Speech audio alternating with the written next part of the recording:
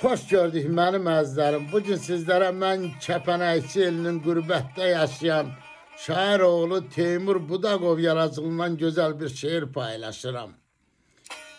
Şair yazır ki, yaman qocalmışam, heydən düşmüşəm, qara saçım ağarmasın, neyləsin, qəriblik əyibdir şux qamətimi, qara saçım ağarmasın, neyləsin.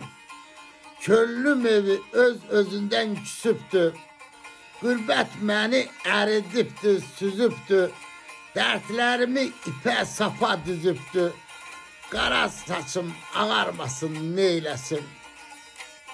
Bülbül seyr edəndə çölü, çəməni, qəlblərin soyuğu göynədir məni, nankör özünü göstərəndə mədəni, qara saçım ağarmasın, neyləsin.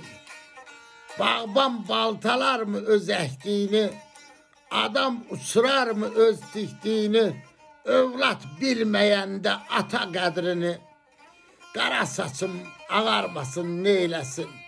Teymur bu dünyanı tanı dərindən, heç kəs inciməyib sənin dilindən, böyük görən uşaq durmur yerindən, qara saçım ağarmasın, neyləsin, qara saçım ağarmasın, neyləsin. Sağ olun dostlar.